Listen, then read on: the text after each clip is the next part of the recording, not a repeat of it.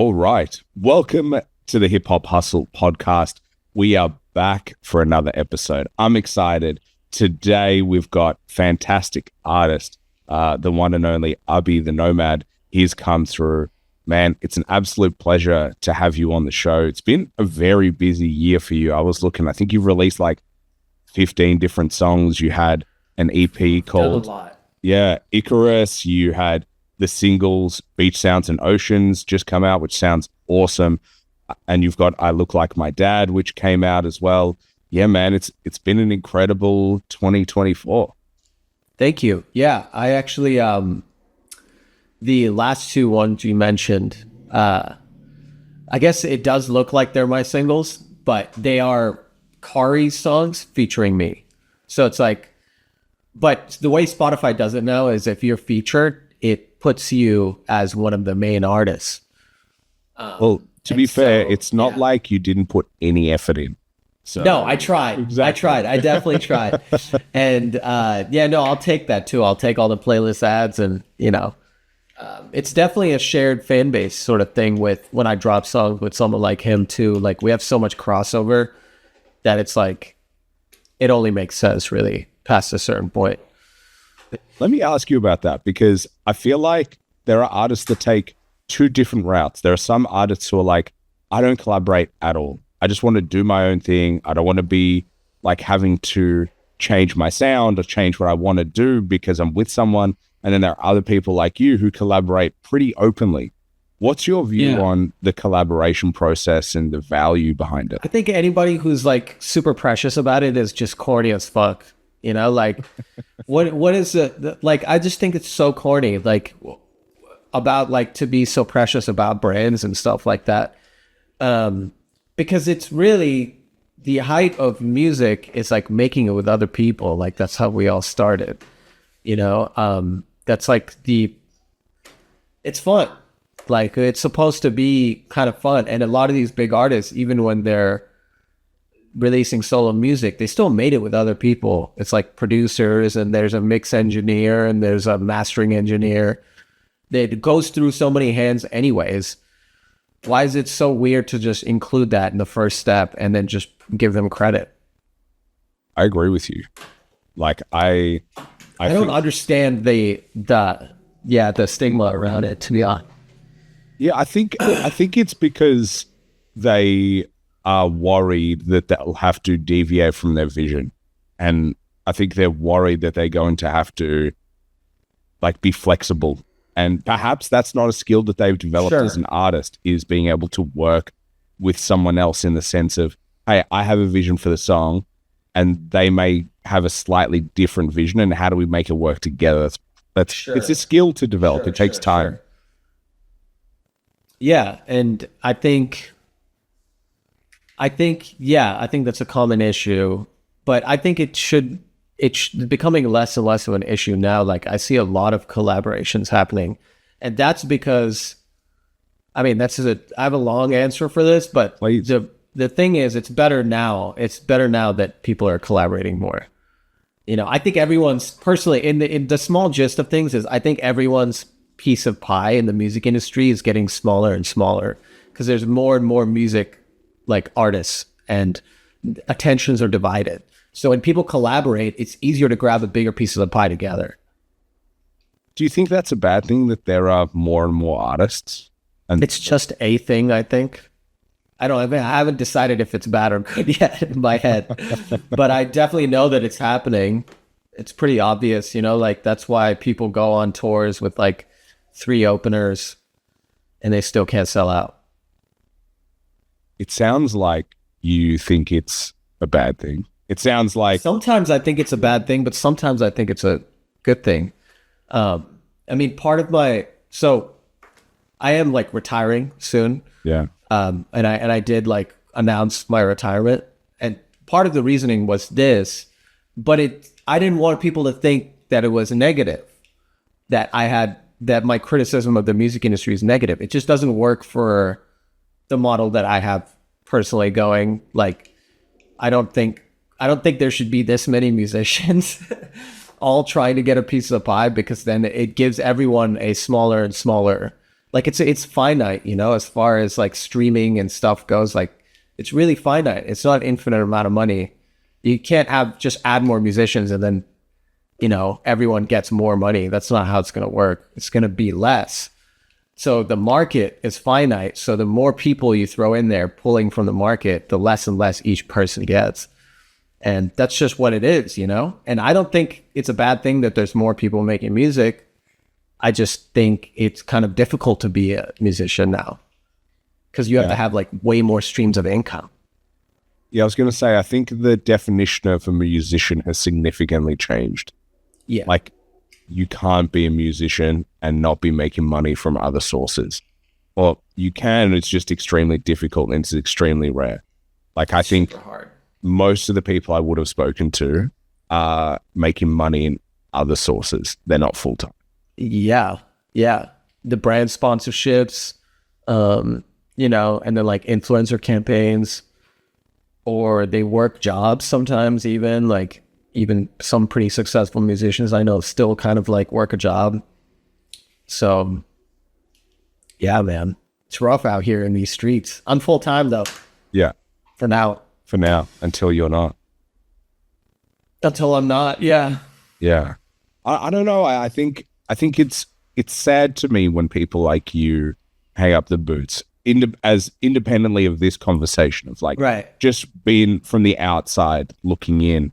Because I'm like, you know, objectively, I would just look at your stats, the amount of music you've released, the people you've worked with, even your Spotify, like your engagement across the board. And I would be like, objectively, you're very successful.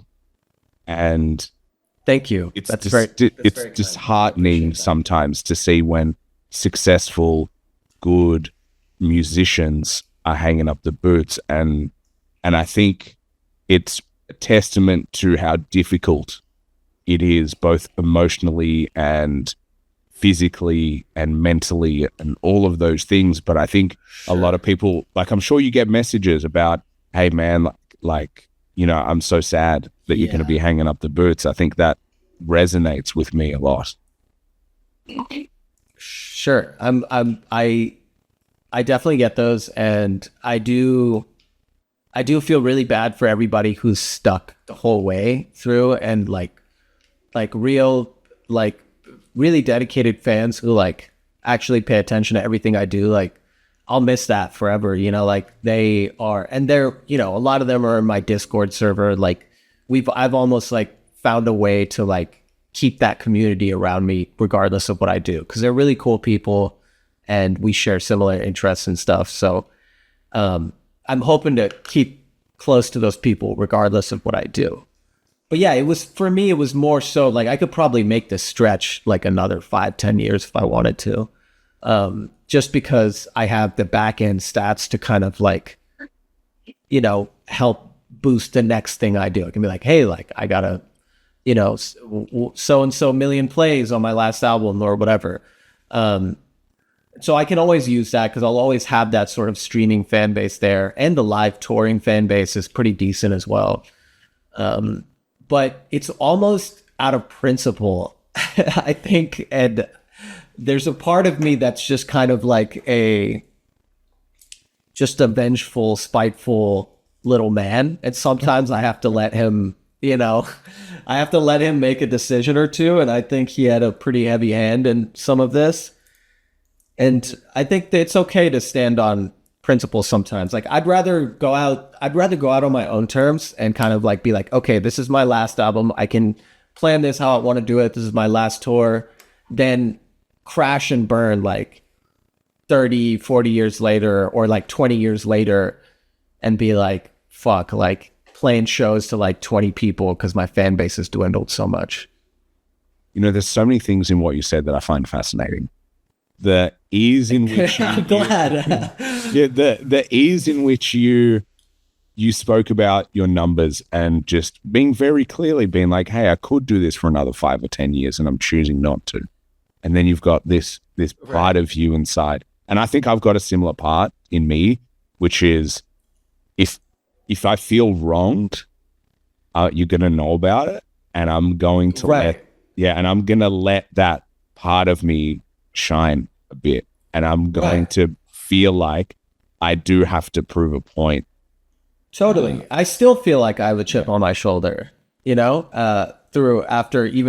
being somewhat successful. I still feel like that because I never really went mainstream. Like I could have played that game. I could have played that way before I chose to stay completely independent. I could have played like the label stuff.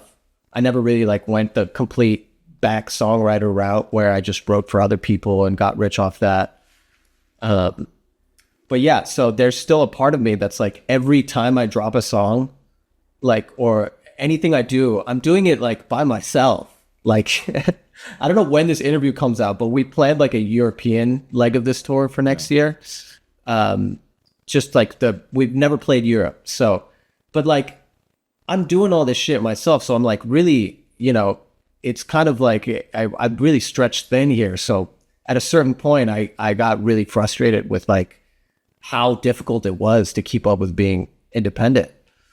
And it's like, I don't know what my life would have been like had I chosen like a different path, but this is what I chose. And, I feel like very like kind of like frustrated with where the industry is at towards, independent musicians. Yeah. Can you explain that part a little bit more? Because I think a lot of people are going down the route of being independent. I think a lot of people are looking at you and going, hey, that's what I could achieve. I could be like Abhi. Like I could do that. And that's almost like a North Star of what's possible as an independent. So I'm fascinated by you saying, hey, I feel very stretched and I still have a chip on my shoulder and I still wonder the what ifs in my career. Sure. Yeah, I think, a lot of people don't understand the lengths to which you have to go to kind of maintain this level that I have right now. I have to put in basically, like let's just talk strictly financially, right? Like if let's say I gross 250K in a year, right? I have to put pretty much like half of that back into like the promotion, release, creation, tour, and artwork and all that shit. And then my rent and my bills and my, all my regular life expenses. Yeah.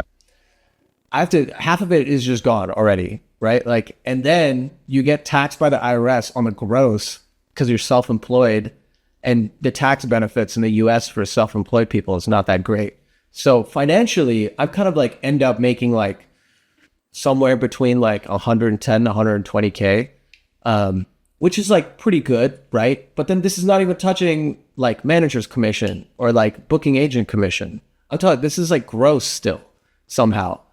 And so at the end of the day, I'm married and I feed the both of us. She's in school right now. So at the end of the day, financially, the amount of work and the amount of planning and stuff I have to do and like content creation, all that stuff, when I look at it on like a spreadsheet, I'm like, this does not like equate to me personally. And then that being one side of it, just the financial stuff, and looking at the other side and being like how much society just as a whole, through whether they wanted to or not, right? Like devalued music, right? Like a song doesn't mean fucking anything anymore. You used to have to pay $1.99 at least on iTunes or something like that to have to get something. And it's the same. I mean, if you look at anything, it's the shitification of everything, right? Like movies, TV shows. Like now we have like all these streaming services. Like, these video. Video used to be like a novelty. Like if you went to go see a movie, like you'd be waiting the whole year, and like people would have to buy the DVD, and like it used to be a whole experience. And now you can just fucking throw on whatever. So you devalue what it is really to make a movie, to make a song, to make a TV show episode. That part bums me out a lot. That's probably like way bigger than the financials. Like I can deal with being kind of broke, like after all the expenses and stuff, but the devaluing of the art form, I think is horrific to me. I agree with you. I actually have the same problem with you, the same challenges you have with regards to art in general right now. Yeah. It's ultra consumable and ultra throwawayable. Like, yes, dude. like That's the best way to explain it. It feels disposable, right? Yeah. Like, yeah. And it's mass consumption. It's not mass appreciation. And I think No, there's a big it's not. difference. Yeah, it's not. Because like, yeah, I think about my phone and I've got 2.8K worth of songs on my Spotify. Right. How long would that realistically take me to listen to? Like, To listen to it. start to finish. Right? Impossible. Yeah, it's impossible. So it's like I've got all this, and then you just skip through it. Yeah. And then movies, I think the art of movies is dying. Yeah, I think it's so bad. It makes me so sad. It's like the one other thing that I really like enjoy and love, aside from music, is just like film in general. I think is beautiful. But movies going straight to streaming, it just kills me, dude. I can't, like, when Netflix releases an original, I'm like, why? I get so upset. Yeah. I want to go see it in the big, Yeah. I mean, I watched Gladiator 2 yesterday, and like, I don't know if you've seen it. Okay, so my dad told me to not watch it, but I still want to see it just to see it. See it because I love the first movie. Like, I rewatched the first movie, and I think it's absolutely amazing. But incredible, yeah. But I think what I've noticed in a trend of movies being made is that they're made to hit target audiences, and they're simply made so that you can go to the box office and you can make as much money as possible. That's why they make a billion Fast and the Furious movies, because let's be honest, they're not good movies. No, they never people who say that they're great, I'm like, you haven't watched a good movie. No, they hit something with Tokyo Drift, and then the rest of it is. Yeah. So yeah, I think it's a problem, because when I look at movies, I'm like, oh, audiences don't have the patience anymore that they had. Like, I look at all the classics, and they're slow. They're slow builds. They're emotional, and they're like delving into characters, and they have long talking sequences, and they have this exchange where you're like, oh, these are two people who are trying to figure it out, or this is someone who's on a journey, or this is genuine conflict. And at the moment, it feels like action. Whereas, and then it's like, let me put this scene in to explain what's happening in the movie, and then we're going back to action. And it's simply a device to just give you context, because otherwise you make this. It's just exposition in between fight scenes. And, there's a space and time for that sort of movie. I just don't think it's always. And I mean, a good example of that type of movie that I enjoy is like, I don't know, like I like the Barbie movie. Like, I thought that was fun. I enjoyed Deadpool and Wolverine. Like, I thought that was hilarious and like fun. But like in between those, like I need like a Dune, or like I need like a, Oppenheimer, or like more movies. Right now I'm watching The Substance. And I'm really enjoying it. It's really disturbing, but I like seeing more stuff come out. And I think there's people, to give credit to the world, I think there's people consistently fighting the consumption of shitty media and putting out great work all the time. It's getting harder and harder for it to stick out, I think. But when it does come to the forefront, it's a wonderful moment, I think, for the world, when people come together and appreciate something that's really well done, like The Penguin Show. Yeah, for example. I was just thinking that. Amazing show. Yeah. Really, no flaws. Like, everyone loves it, Well, I thought Succession was an incredible... So good. But an incredible TV show because of what it was. It was no violence. It was people... It was talking after talking after talking. And it was almost just a pure political show. Yeah. And it actually showed that it had an audience that was willing to be there. If the writing and the acting is good enough, that you will have an audience who was like, fuck, this is great.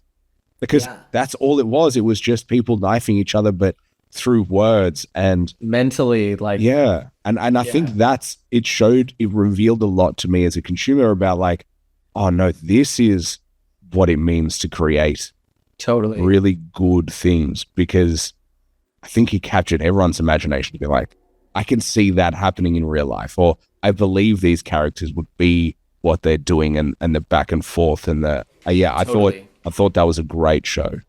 What a great show. I really enjoyed watching it. I was like 2 years late to it, but I binged it. It was amazing. Yeah. Yeah, and I thought the casting was great. That they just nailed it all. Oh my God. Jeremy Strong. Yeah. So good. So good. But yeah, so going back to you, I'm interested in knowing, like, what are you going to do next? Like, what's the move after you do your last album, your European tour? Sure. I know you're touring the US as well. What's going to come after that? I would love to get into, because we were talking about it also, is film stuff is what I'm trying to pivot towards. I already secured and got 2 acting gigs. I did one last weekend. Thank you. I did one last weekend, which was through a friend who just happened to hit me up, and he was like, hey, like, are you interested in doing this? I was like, sure. And then this weekend, I'm going to one that I had to send in an audition tape for. And I'm stoked about it. It's a really funny script. So like nothing huge really, but like trying to get into that world in general.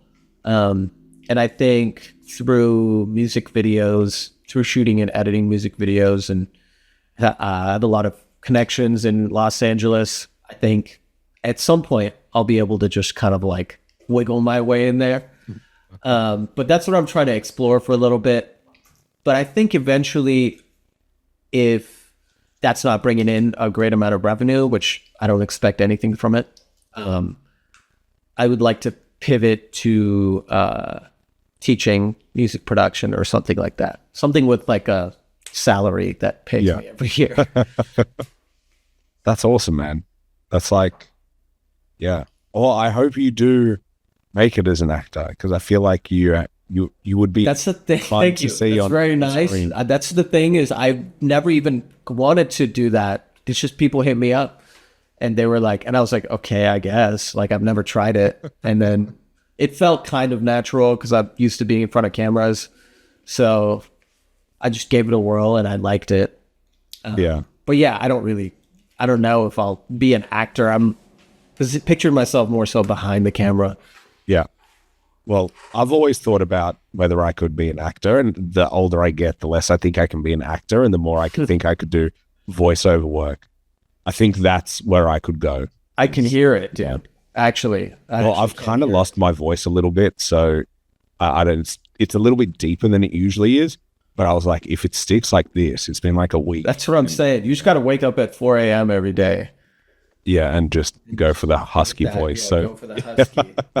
So if anyone wants smoking or something. Yeah, that'll be really good. Everyone in my family will be like, Aaron, why are you smoking? I'm like, it's for the career. It's for the I have to do it for the career. Still get it. Yeah.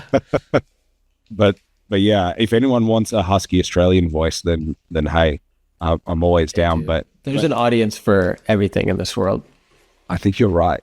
But yeah, I do find it like interesting with you, because it's like you're obviously drawn to art and creativity.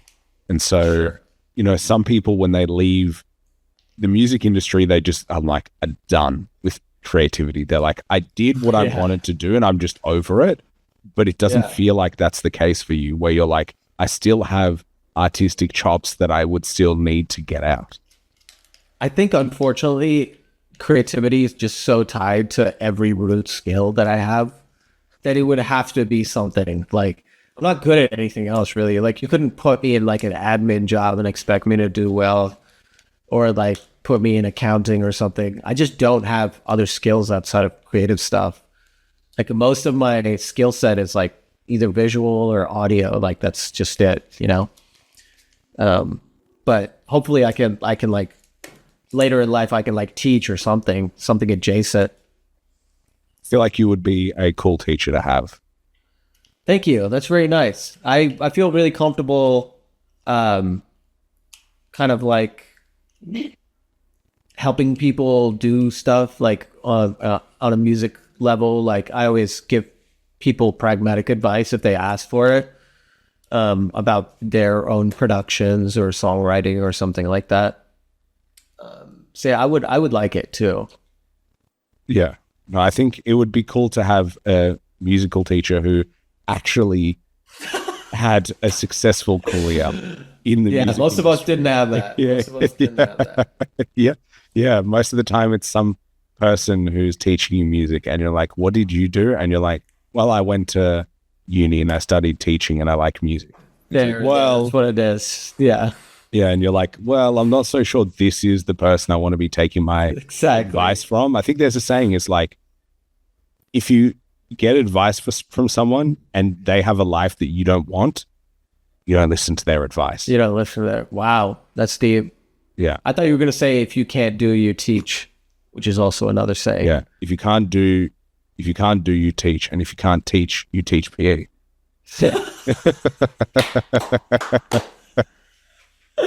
That's great. That's so true also.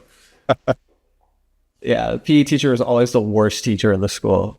Yeah. And they're always the one who's just always in sports gear and they're always like, I guess we're playing volleyball today. Always. That's so funny. I've never heard that before. That's hilarious. Well, you can take that because that's one of my favorites. I've been saying it for years now. I'm stealing it. Yeah, go for it.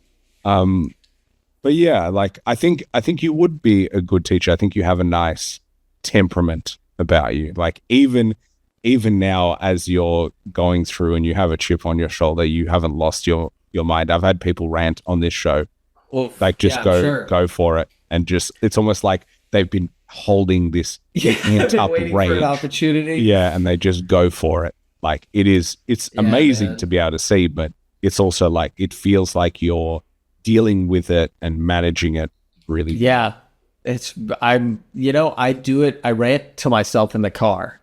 And I'm sure a lot of people do. I have about like a 20-minute drive to the gym every day. Yeah. So the 20 minutes there and back is just me just like thinking. And that is the one time during the day where I don't have anything else to do. I'm just driving to the gym and I'm just thinking extreme thoughts. Like whether it's like euphoric or like rage or something, I just kind of get it out, whatever it is. And so then most people don't really have to deal with it. I don't have to burden anyone with my rants. Yeah, well, if you ever want to come on the show and rant, please.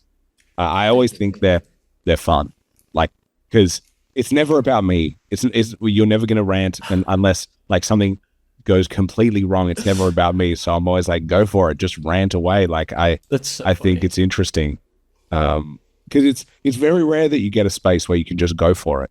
You just go crazy. Yeah. But I've had people like call out, like I had someone, I forgot his name. You'll probably not like it, but he definitely had a big go at Kanye. And like, I'll have to find his name. It just escapes me. Yeah. People were upset at Kanye for a while. I think, but he worked with Kanye and he was and he was saying that Kanye stole his song Gold Digger. Yeah. And he was like, that was my song. And he took it and he just went on a massive rant. And then he came back. I invited him back on the show. And he was like, I ranted too hard last time. I realized I was very angry. He reined it in. That's so he reined it in. But even still, I think he was just like, he's just a person who wears his heart on his sleeve and you can see it. And I was just like, hey man, if you ever want to come back on the show and keep ranting, go for it. It's always fun. I love that, dude. I love when people are able to just be honest and straightforward. Yeah. Is that something that you do with ease or is this? No. I'm so bad at it, bro. Yeah, I think that's something that my wife is really good at. For better or for worse, she has almost no filter and will just kind of like whatever she's thinking in the moment, which I've always found really difficult to do.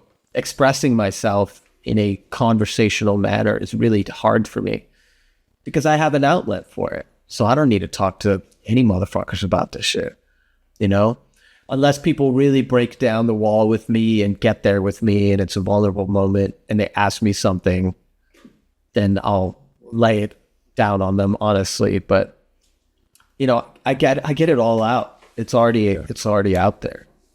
There's like 500 songs that people, like 500, 5,000 maybe even songs that people have never heard. And it's just me, that's my therapy. Yeah. But why do you think because here's the weird thing to me. You are being vulnerable through your music and you're sharing it with millions of people. Right. And then you have a conversation with someone that you love and you're like, I can't, and I'm struggling to. Yeah, I don't know what it is, dude. Yeah. Yeah, I mean, that's a fair, this has been, it's just, these are thoughts I've also had, and I try to think of like what it could be. I think it's like, it's always been really difficult for me to like articulate like exactly what I mean. So it's better, for some reason it's easier when it has its own like borders and limitations, like, oh, it has to be on a beat. Oh, it has to rhyme. It's got to sound good. So it allows me to just channel something directly. Because when I'm really upset and I'm like trying to be honest, it just comes out like it's all scattered all over the place, unorganized. And I don't like to represent myself that way, even if it's in conversation. Yeah. Well, so maybe it's that. Because maybe I don't know, because I struggle being vulnerable, and maybe I won't go too deep because I'm keeping it like safe. And I don't know. Something I realized a while ago, and I'm not married, I'm single, so everyone take this with a grain of salt.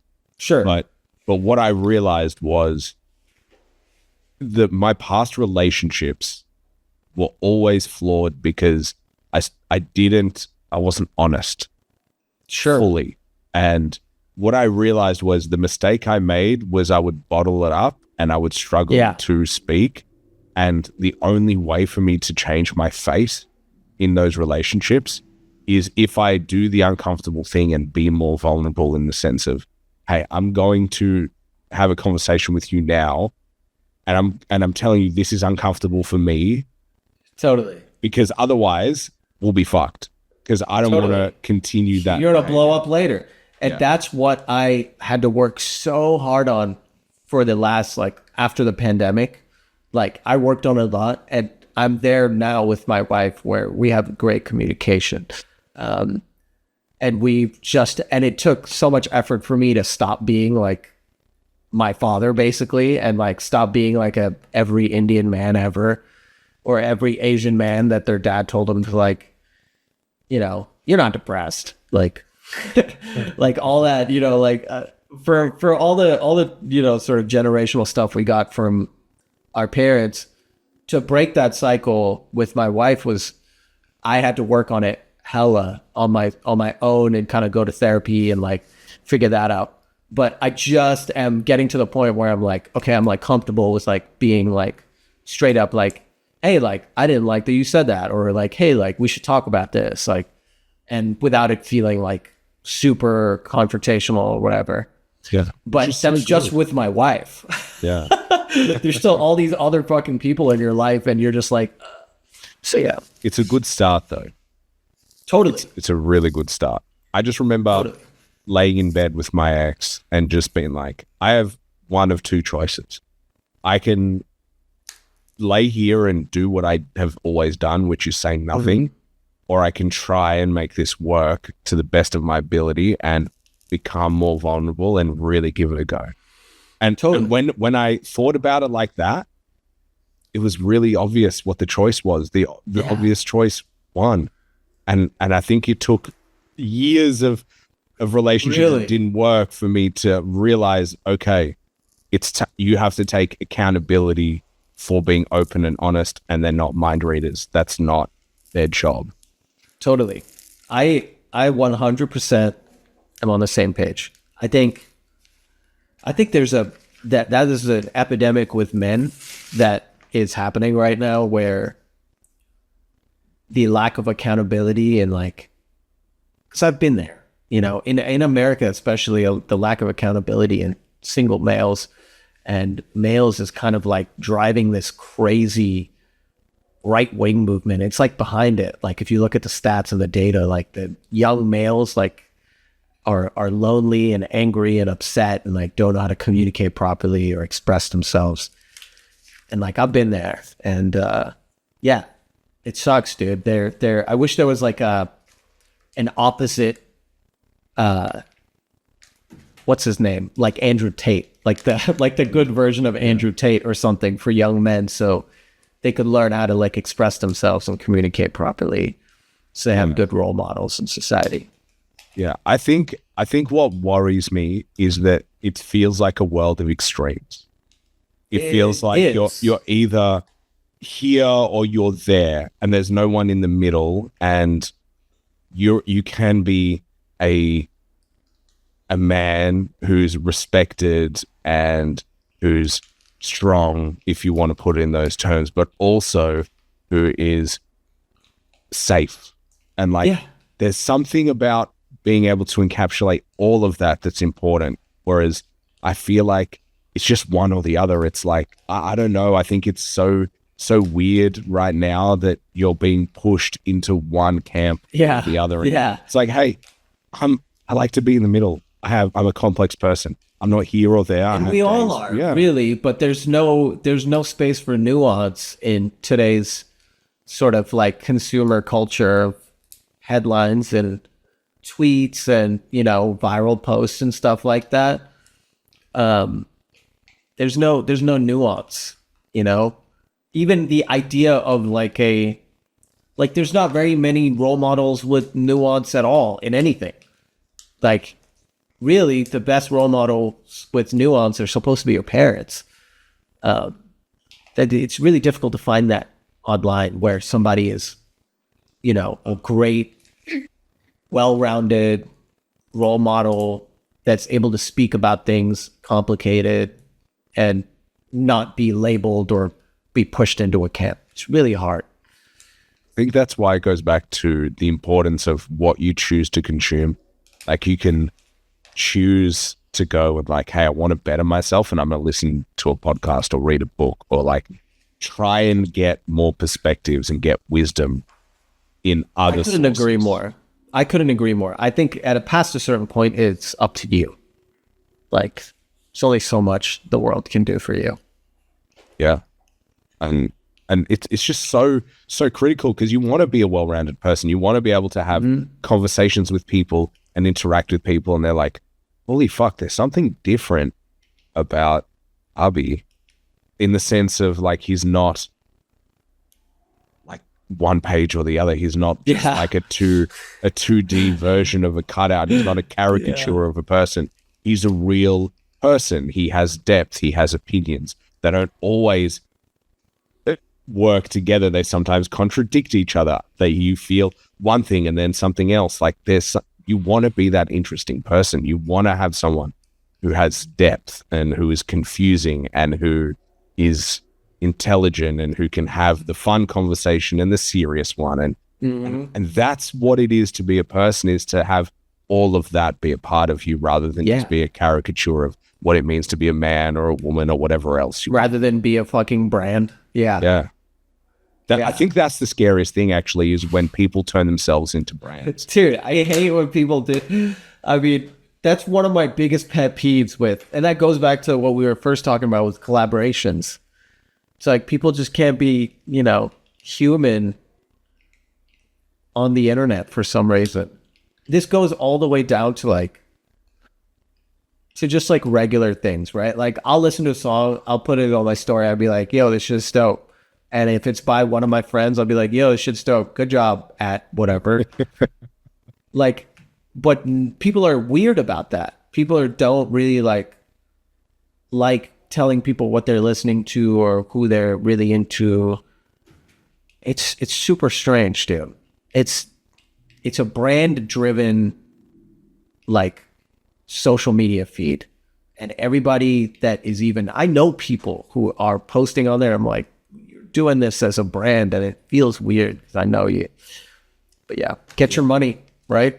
Well, even people who don't have brand and money are posting like it's a. No, that's the weirdest one. That's the weirdest one. Do you know, I've said this before on the show, and I'm keen to hear your opinion, and I wholeheartedly stand by it. If you film yourself crying and then put it on the internet, there is something wrong with you. Like, dude, it is honestly, it is insane. Absurd is absurd, dude. I don't care what it is. Like, I see people all the time and they're crying and they're holding like their dead cat's body. I'm like, I don't want to see this shit. You're fucking crazy. I just don't understand. You're crying and you're sad, and the first instinct you have, instead of dealing with whatever it is and trying to navigate that, the first instinct you have is pick up the phone and film myself and edit it and put it on the internet. Like, it's so insane to me. It makes no sense. It's like, I would almost rather do anything else. Yeah. When I'm actually upset. And then they get validation. And I'm like, of course. It's because you got people who are like, oh, I feel bad for you and I'm sorry. And I'm like, I hope you feel better. And all of that is true, but fuck me. It is true. If you need that from people you don't know, like, you don't know, dude. Oh my God. The problems are so deep rooted. Yeah. And they just get rewarded for it. It hits the dopamine. And then they become addicted, and then they look for that validation. They're like, oh, if I'm sad more and I post that more, I'm going to keep getting validated. And so you look for it, and you look to be upset, and it's just this never-ending cycle. And I think it's never-ending, dude. Yeah. So you know what? I'm going to go out on a limb and say I don't like to get ready with me's. Yeah, same. No one cares. I care about so many people, but I don't care about that. Get ready with them. Yeah. No. I don't get it. I don't know. I feel like you and I could have a new show, which is tell me things on the internet that I don't care about that people do. Oh man, that's got to be, one of my biggest pet peeves. Do you know what I also don't care about? What? A day in the life of. Oh yeah, no. That one's out the window. Yeah. Like a day in the life, it's got to be something, you know what? It has to be something extreme. Like a day in the life of, like, I don't know, an underwater welder. Sure. Yeah. I'll watch that, bro. Take me to your job site. Let me see what the oil rig looks like underneath the water. Like, I want to see that shit. Yeah. But like, if you're a marketing executive, like, I don't give a fuck. Like, who cares? And it's like a real job. Yeah. You do what everyone else does.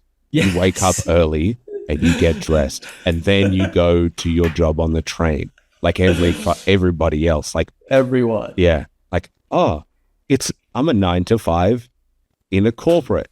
Congratulations! Yeah. Like, come on, we're all doing people. That shit, bro. Yeah, it's crazy. Yeah, I think there's a day where. Maybe I'm wrong, but maybe this is the optimist in me. But I think there's a day where people are like, that's so stupid. Like, we're not doing that anymore. Yeah, no, there's always a turn in internet trends. The most recent one that I've noticed is that people have stopped dancing.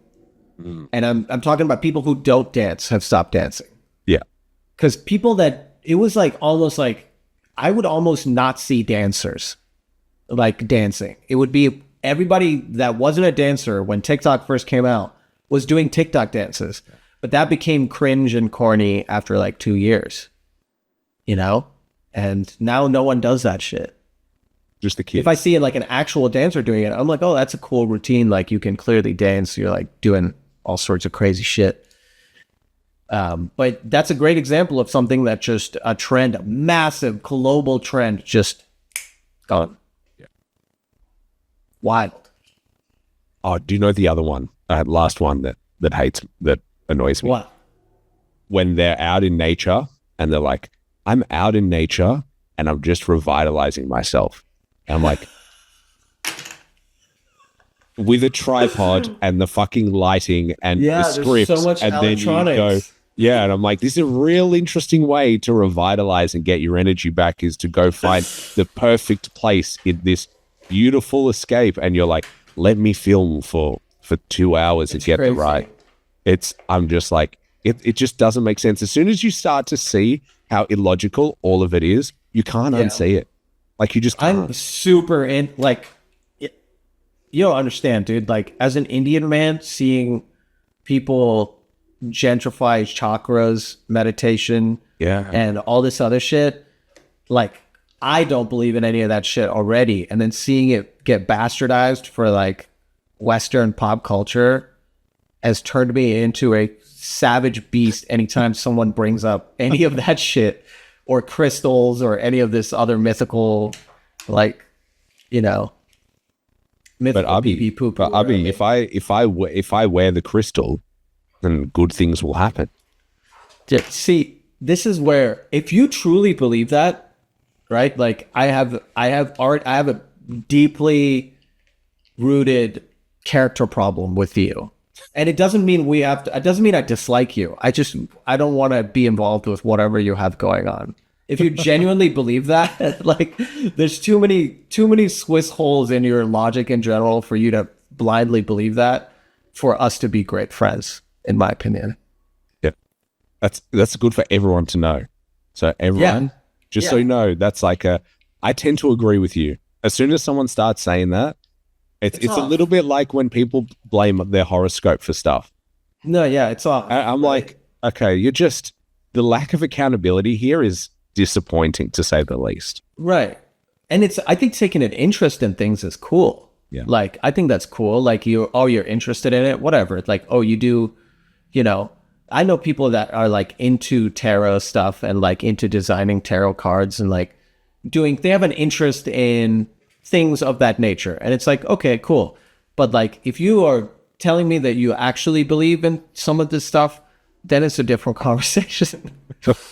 My favorite is though when they're like, well, I'm a Scorpio, so of course I'm like, no, you're just a douche. Yeah, that's your fault. A dickhead, and you're just justifying, Yeah, you're just justifying your shitty behavior because of your horoscope. It's like, well, and I can't trust nobody that does that. Yeah, well, I'm a Gemini, so of course I'm like this, and it's like, that defeatist attitude is so upsetting. It's crazy. Like it's so wild. You just accept that you're going to be toxic forever. It's crazy. Yeah. And there's no way I can be friends with somebody that thinks that just the concept of the stars having something to do with your personality is just so insane. I can't even. We won't. I'm going to rant like that guy about Kanye. We won't go. It's so crazy to me. It's so funny. My favorite part of talking to you is finding the things that have triggered you. Is like just randomly coming across these areas of life where you're like, oh no, this is a real sore point for me. Yeah, it gets, there's some things that really get me there. Sorry, I'm just trying to find my, I'm going to charge my camera batteries in case it dies. No, good. But yeah, I think this always validates the reason why I like not having a script is because I think people like yourself are infinitely more interesting than the research I could ever come up with. Well, that's very nice. I definitely have had a weird life, but I've talked about it so much that I kind of have like, I'm kind of tired of it, but yeah, I like just ranting about random shit, to be honest. That's a big interest for me. Well, because your life has been so weird, when you look back on it, what's your take on the journey? Like when you surmise it and when you're thinking about it, like how do you put it all together in your own mind? I think I had to. I think I'm really satisfied with like all the places I've lived and like all the experiences I've had because it's given me a better understanding of people. And I think that's what I'm most grateful for.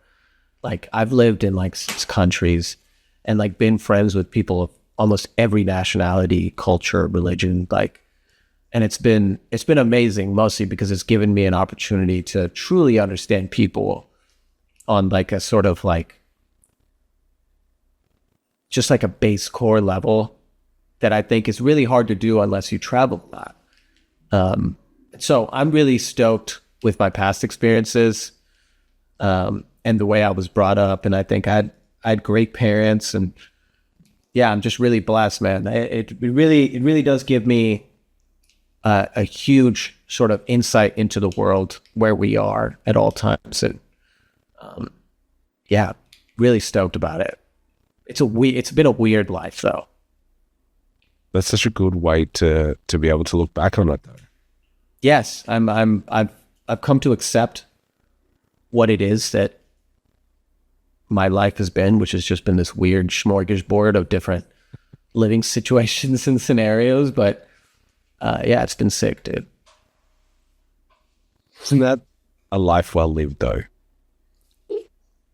That's what it is. And that's why I'm so stoked about it, I think. It's because it's like not a lot of people get to experience the things that I have experienced, and people are always in awe when I tell them, oh, like I was basically raised in China, and oh, I used to live in the Fiji Islands. But really what all that brought me the whole time is not that I went to go see these places and eat their food and stuff, is that I got to meet the people there. And that I think is like the most important part of traveling. See how similar people are around the world. Agreed. Almost no difference between people and cultures. Yeah. Thousands and thousands of miles away. They always have the same roots. Yeah, always. Yeah. Like it's always food, family. Like you get every single one is food, family. And yeah, that's what it is, dude. It's always food, family. Yeah. There's almost no difference. Yeah. It's just the different flavor of food. And that's pretty much it. Because, you know, I was thinking about it the other day. It's like every culture has a dumpling.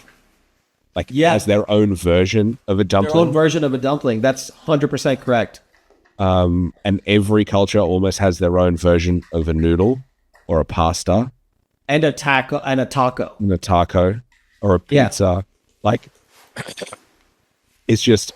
You can only do so much shit. Yeah, yeah. And it's just the different seasoning and the different cooking style, and it's like the different vegetables that you had, but the core premise of most of these dishes are all the same. It's all the same, really. I mean, it's all the same in a good way. It's all amazing. It's all incredible. I'll get to go see some new countries this February, actually, when I go out on tour. Where are you looking forward to the most? Is there a place Germany. where you're like, oh, Germany? Germany. Yeah. Never been to Berlin or Germany ever in my life. Really excited to see what they've been up to since World War II. What have they been doing? Let's check it out, guys. Yeah, let's give it a whirl. What have you guys been doing? I got to say, I am a fan of Germany. I've been to Munich a couple of times. Nice. That's what I hear good things about is Munich. Yeah. Wonderful food. It's ultra German, and like you have to get this like a sausage at like the market there, and what's it called? Pork shoulder and like a pork knuckle. You got to get a pork knuckle. It's pork knuckle. Yeah, because it's got like it's got this like crispy pork skin on the outside. It's unreal. That's it's so bad sick. for you, but it's delicious. I'm definitely gonna get that. Yeah, it's definitely. That's so sick. It's probably like a quick train ride. Yeah. Oh, it's so good. But yeah, I think Rome is one of my favorite cities, if not my favorite. Yeah, it's never been to Italy either. Yeah, I genuinely, I think Rome is awesome. Like you just walk there and you're like, holy fuck, that's the Colosseum. Yeah, and you're like, it's mind blowing. It's been there for hundreds of years, and it just is like this thing I've seen in movies, and then you see and you're like, I actually cannot believe it. It's like literally mind blowing in the streets. You're like, how many thousands of years have humans walked these streets? Like, I think that is the weird thing about Europe in general is you can literally feel the history. You can. Yeah, you can. I think when I lived, that was my biggest takeaway when I lived in France, was I was like, dude, these people, you can tell these people have been here for a fucking while. Like, Europe is just, it's fucking crazy, dude. You can't tell with some of the newer countries, like the Netherlands. I think you can't really tell as much. When you go somewhere like France, if you go to like middle of Paris, you're like, holy shit, They're crazy. super French. They have a very strong, French. they have such a strong identity of what it is They to be do. It's such French. a people, like such a groupthink there that is not really discernible somewhere in the United States. Like there's a sort of it's almost like a baby stage groupthink here. It's not there yet. They don't have that sort of utilitarian even in China they have that where it's not utilitarian. Sorry, it's like an altruistic groupthink. Yeah. Where they're all like, we're French. Or like, Yeah. we're This is what it Chinese. means to be French. This is what it fucking means to be French. and dude. it's like it's been decided by the people. Exactly. It's not rather than the other way around. It's like this is what it means to be French, and every French person agrees. No, yeah, you across the gotta board. overthrow the government at least once to get that shit, dude. Like to get the right to just smoke a cigarette and have a beer at 7 a.m. and just be in the best shape of your life. Like that's some French. Yeah, you need at least one revolution throughout your history. You do. Yeah. You know, America. Take some advice. I'm not American, but so you guys got to do it on behalf of me. Yeah, Abhi's like, I'm gonna release my last album before I quickly get cancelled. Yeah. Before I say something out of pocket here, I don't want to step on any toes. Yeah, I think you're allowed to say jokes, and nuance, as we said, is not nearly as appreciated as apparently we find it. Just but- parody, guys. Just joking, guys. But man, it's been an absolute pleasure to talk to you and to get an insight. As I said, I am genuinely sad that it is going to be your last album. That being said, I hope it doesn't come out for a while, just so I can have the fake pretend that you're not actually going to move on to bigger and better. That's but when too you kind, do, man. but when you do, I am excited for you. I think it's a good thing for you to be able to recognize and be able to go out on your own terms and be able to say, hey, I'm ready to do something new. I think it genuinely is, as you said, like so many artists don't get to make that choice. Yeah, you were right, man. And I appreciate those kind words. That's really nice. Before we wrap up, I have one last question, and it's probably the hardest question I'm going to ask you. It's the only question that I plan on the show. But if you had to recommend one album that everybody should listen to at least once to get an appreciation of, can be any genre of music, cannot be your own music, what would it be? Sure. Dude, if I picked my own music, that would be so funny. Okay, look, there's a reason why I say it. Oh, man. People are so interesting. If I had to pick any, I won't give I have two answers. I have one, which is like I truly believe it's this, but I've said it so many times that I'm not going to do it again. And then I have another one that's like a runner-up that I think you should listen to. So the first one that I've just said so many times that it's almost useless is Favorite Worst Nightmare by the Arctic Monkeys. I think is probably one of the best alternative rock albums of all time, if not top three. I think it's heavily underrated. The sounds that they explored, people have been jacking their shit for years. They invented that. The runner-up, I think, which is, I think it's almost just as good, is Like Clockwork by Queens of the Stone Age. Never heard that album. Oh, you never heard Like Clockwork? No. It's really, really, really, really good. Josh Homme, who's the lead guy, just on like a sonic audio sort of like level, he has his own studio out in the desert in Joshua Tree in California. Wow.